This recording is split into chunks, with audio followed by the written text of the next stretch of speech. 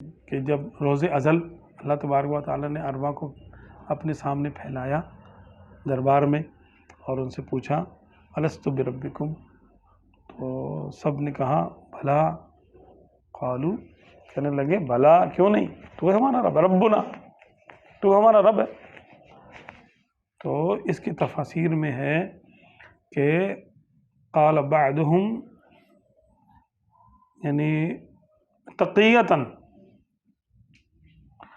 بعض نے تو سچے دل سے کہا تو ہمارا رب ہے، بعض نے دل میں کفر چھپا کے کہا کہ تو ہمارا رب ہے۔ یہ بھی ہے۔ میں تو حیران ہی ہو گیا، میں نے کہا یار اچھا وہاں پر بھی تقیہ ہوتا تھا، یا تو سنتے کہ لوگ کرتے تقیہ، تو یہ تقیہ وہیں سے چلا آ رہا ہے۔ تو اب اس وقت تو نفس تو نہیں تھا پھر؟ بھئی ارواح کی تو بات ہے، نفس کو وہی تو بات ہے، نفس کیا چیز ہے؟ نفس روح ہی تو ہے۔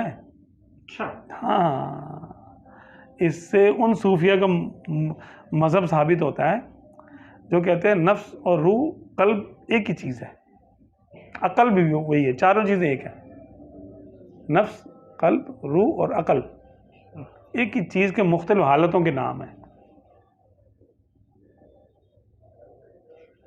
ایک ہی چیز کے حالتوں کے مختلف نام ہیں، مختلف حالتوں کے نام ہیں۔ یہ تو دو چیز تو فنا ہو جاتی ہے، قلب اور عقل ہے، نہیں، کہاں فنا ہوتی ہے؟ جب ہم قبر میں جائیں گے، ہاں، آقا صلی اللہ علیہ وسلم نے فرمایا کہ منکر نکیر آئیں گے اور اس طرح کے ہیبت ناک ہوں گے، تو سیدنا عمر فاروق اعظم، یعنی اسلام کے خلیفہ دوئم عمر فاروق اعظم رضی اللہ عنہ نے عرض کی یا رسول اللہ کیا ہماری عقل سلامت ہوگی؟ سبحان اللہ۔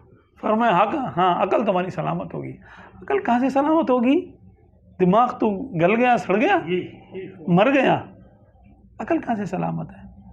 فرمایا تمہاری عقل سلامت ہوگی۔ سبحان اللہ۔ تو عرض کی سرکار پھر تو ہم جواب دے لیں گے، کوئی مسئلہ نہیں۔ سبحان اللہ، زندہ باد۔ تو عقل روح میں ہے، اچھا، اس کا نام نہیں ہے جو دماغ ہے، اس کا نام نہیں ہاں، ہے۔ یہ اس کا ظاہری مقام ہے۔ ہاں ہاں، جیسے گوشت کا جو لوتھڑا ہے وہ قلب صنوبری کا ظاہری مقام ہے، وہ کیا بات ہے، سبحان اللہ۔ قلب کا جو یعنی دل میں جو مقام ہے، یعنی جسم میں جو مقام ہے قلب کا، وہ اس جگہ پر ہے جہاں یہ قلب ہوتا ہے، چار خانوں والا۔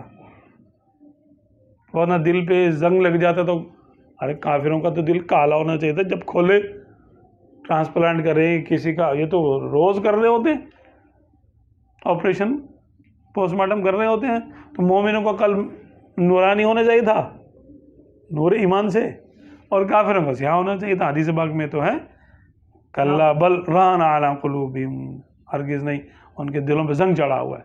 کون سا زنگ ہے وہ؟ لوہے والا زنگ تھوڑی ہے۔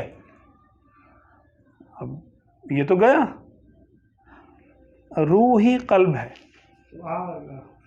روح کی جو صلاحیتیں ہیں نا، روح کا بزرگ یوں جو ہے نا وہ کہتے ہیں، اس کی تطبیق جو ہے نا کرتے ہیں، اور جو اگر یہ غلط ہے تو میں غلط سمجھاؤں، مختلف کتابوں سے اور مختلف بزرگوں سے سننے کے بعد خلاصہ اس کا یہ سمجھ میں آتا ہے کہ روح جب جسم کے تقاضوں کو پورا کرے، جسم کے جو تقاضے ہیں، جسم کیا ہے؟ چار چیزوں سے مل کے بنا، آگ، پانی، مٹی اور ہوا۔ جسم کے تقاضے جسمانی ہیں، لیکن وہ جسم اس کو خود پورا نہیں کر سکتا بغیر روح کے۔ جب تک روح نہیں آئے گی، نہ جسم کو نہ وہ آنکھیں کھولے گا، نہ اس کو بھوک لگے گی، نہ اس کو پیاس لگے گی، اس کا کوئی تقاضا جاگے گا نہیں۔ اچھا، روح کا تقاضا کھانا پینا نہیں ہے، جسم کا تقاضا کھانا پینا ہے نا۔ تو روح کے آنے کے بعد جسم کے جو تقاضے سامنے آتے ہیں وہ نفس ہے، اس کو نفس کہتے ہیں، اور وہ روح میں ہی تبدیلی آتی ہے، یعنی روح میں خواہشیں پیدا ہوتی ہیں، وہ خواہشیں روح ہی کرتی ہے، اس حیثیت سے روح کو نفس کہتے ہیں۔ یا ایتھا النفس المطمئنہ ارجعی الی ربک راضیۃ مرضیہ، یہ کون واپس جا رہا ہے؟ اے مطمئن ہونے والی نفس اور جان، آجا اپنے رب کی طرف لوٹا، اس حال میں کہ تو اس سے راضی، وہ تجھ سے راضی۔ یہ روح جا رہی ہے، جسم کیا جا اب رہا ہے؟ جا کون رہا ہے؟ جسم جا رہا ہے کیا؟ سبحان اللہ۔ روح تو جا رہی ہے، تو اس کو نفس کا ہے، اس کو یعنی قرآن پاک تو اس کو نفس کہہ رہا ہے کہ وہ نفس ہے۔ سبحان اللہ، کیا بات ہے۔